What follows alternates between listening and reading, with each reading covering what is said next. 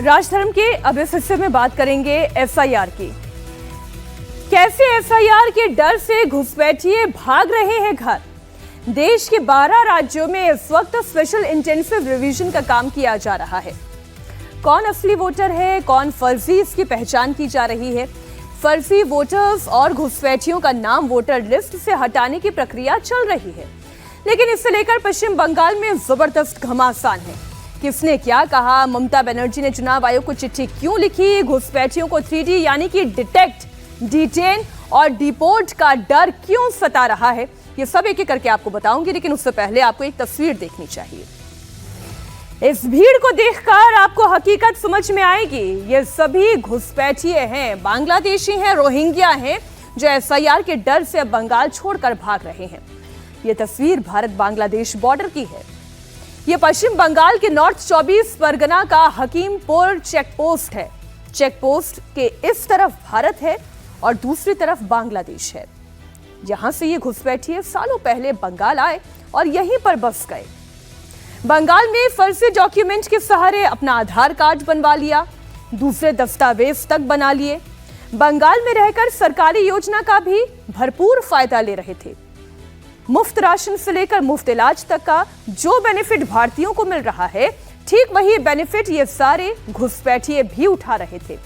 लेकिन अब जब पश्चिम बंगाल में चुनाव से पहले एफआईआर का काम हो रहा है, डॉक्यूमेंट की जांच की जा रही है, सही वोटर की पहचान की जा रही है, तब ऐसे में एफआईआर के डर से घुसपैठिए बंगाल छोड़कर बांग्लादेश भाग रहे हैं। इंडिया टीवी की टीम पिछले कई दिनों से बांग्लादेश बॉर्डर पर है, जहां से आपके लिए हम तस्वीर लेकर आ रहे हैं। हम आपको दिखा रहे हैं कि कितनी बड़ी संख्या में भारत के अंदर बांग्लादेशी और रोहिंग्या घुसपैठिए हैं। पिछले कई सालों से बंगाल में रह रहे हैं और अब जब स्पेशल इंटेंसिव रिवीजन हो रहा है तो डर के बंगाल छोड़कर वापस बांग्लादेश भाग रहे हैं। इनमें ज्यादातर घुसपैठियों ने हिंदी बोलना सीख लिया, क्योंकि ये लोग घुसपैठ करने के बाद कुछ दिन तक कोलकाता में रहते हैं और फिर देश के अलग अलग हिस्सों में जाकर काम करने लगते हैं। हकीमपुर में ओंकार को, यानी कि हमारे सहयोगी को, मेहंदी हसन नाम का एक लड़का मिला। मेहंदी हसन ने बताया कि 20 साल पहले उसके माँ बाप आंखों का इलाज कराने के लिए उसे बांग्लादेश से अवैध तरह से भारत लेकर आए थे। इसके बाद पूरा का पूरा परिवार हुगली में ही बस गया। मेहंदी हसन ने कहा कि वो बचपन में ही बांग्लादेश से भारत आ गया था, इसलिए उसे बांग्लादेश के बारे में कुछ नहीं पता। लेकिन अब एफआईआर की वजह से उसे अपने माँ बाप के साथ घर वापसी करनी पड़ रही है।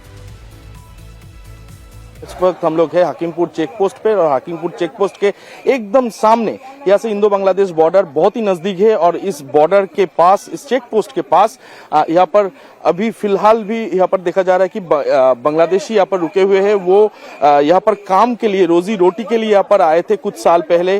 कोई 1 साल, कोई 2 साल, कोई 10 साल, कोई 20 साल पहले यहाँ पर आए थे और इसी जगह पर रुक गए थे। अभी एसआईआर के वजह से वो फिर से बांग्लादेश वापस जाना चाहते थे और इसीलिए वो यहाँ पर इंतजार कर रहे हैं कि कब बीएसएफ का ग्रीन सिग्नल आए और उनको बांग्लादेश भेजा जाए। आंखों के इलाज के लिए बांग्लादेश से आए थे भारत 20 साल पहले और उसके बाद 20 साल यहीं पर रुक गए। हमारे साथ है मेहंदी हसन, उनका घर जोशोर डिस्ट्रिक्ट में है। अभी वो वापस जा रहे हैं, एसआईआर की वजह से बातचीत करेंगे। आपका नाम मेहंदी हसन है, घर जोशोर डिस्ट्रिक्ट में। अच्छा, कितने दिन पहले आए थे आप? 20 साल पहले। किसके लिए आए थे? आंखों का डॉक्टर दिखाने के लिए। मम्मी पापा को लगा था यहाँ आकर डॉक्टर दिखाने से मेरा आंखें ठीक हो जाएगा, उसके लिए इनलीगल तरीके से हम आ गए थे यहाँ पे। अच्छा। उस आने के बाद फिर जाने का मौका तो नहीं मिला, इसलिए इनलीगल तरीके से आए थे ना। अच्छा। तो इसकी वजह से हमको मौका नहीं मिला था जाने का, और 20 साल यहीं पे रुक गए थे। और मेरा मम्मी है, मेरे पापा और मैं हूँ। क्या करते थे यहाँ पर, कहाँ पर रहते थे आप? हम हुगली में रहते थे, डानकुनी में। अच्छा, क्या काम करते थे? मैं काम कुछ नहीं करता था, बस यहाँ आकर गाना सीखा था मैं।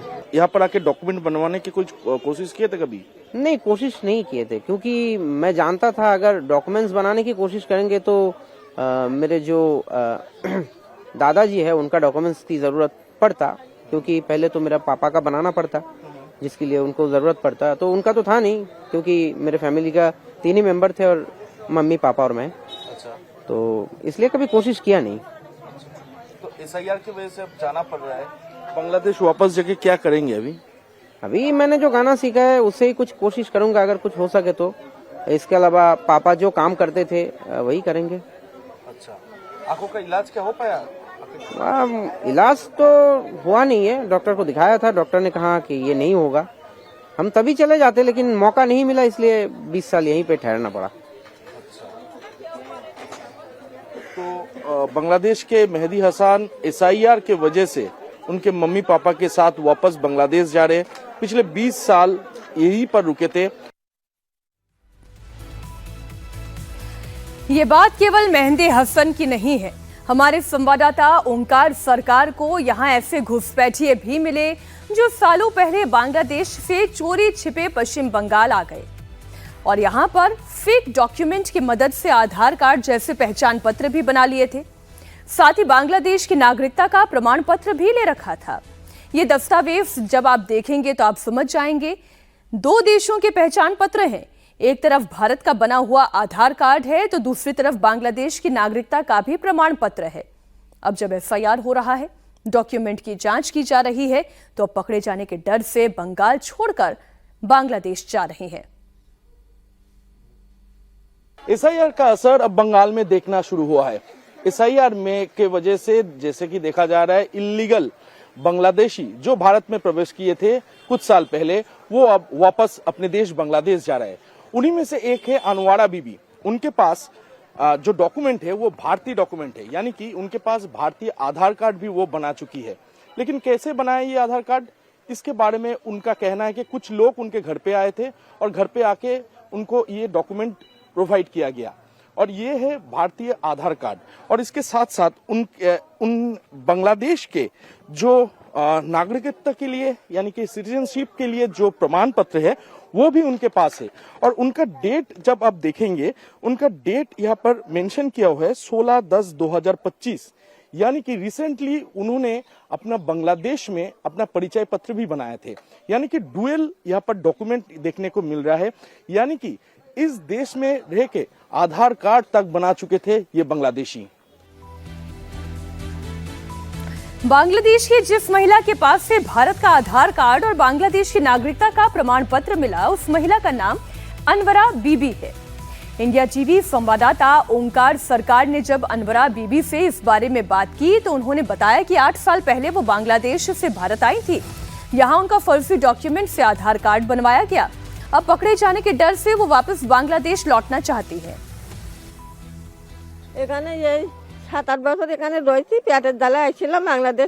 हम यहाँ पर 7-8 साल से हैं।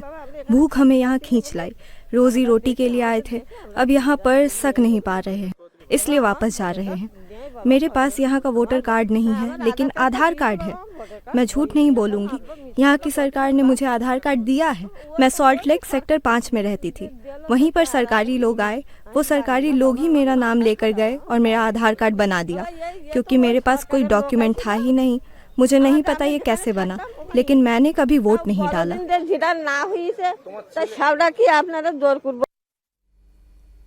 एफआईआर को लेकर बंगाल में जबरदस्त सियासी संग्राम है। मुख्यमंत्री ममता बनर्जी ने चुनाव आयोग को चिट्ठी लिखकर एफआईआर रोकने की मांग कर दी है। ममता बनर्जी ने 3 पन्नों के लेटर में चुनाव आयोग से एफआईआर रोकने की मांग की। उन्होंने एफआईआर को अनियोजित तरीके का और खतरनाक बताया। आइए अब मैं आपको बारी बारी से ममता बनर्जी के लेटर के 3 पन्नों को डिकोड करके दिखाती हूँ और बताती हूँ कि उन्होंने इस लेटर में एफआईआर को क्यों कहा कि ये डेंजरस यानी कि खतरनाक है। अब आप पहला पन्ना देखें जो ममता बनर्जी ने चुनाव आयोग को भेजा है। उन्होंने कहा कि ट्रेनिंग और स्पष्टता का इसमें अभाव दिखाई दे रहा है। आई डीपली अप्रिशिएट, इसको जरा रोक दे, पढ़ने में थोड़ी बेहतरी होगी। अब आप देखें, बीएलओ के लिए भी उन्होंने कहा एफआईआर प्रक्रिया अनियोजित है, इसमें ट्रेनिंग और स्पष्टता का अभाव है।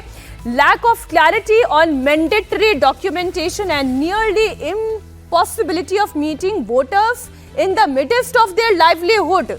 Schedules have made the exercise structurally unsound. यानी कि जो लोग अपने डॉक्यूमेंट जमा करना चाहते हैं वो उनके कामकाज में बाधा बन रहा है, क्यों? क्योंकि ट्रेनिंग बीएलओस की पूरी नहीं हुई है, बीएलओस अपनी क्षमता से ज्यादा काम कर रहे हैं।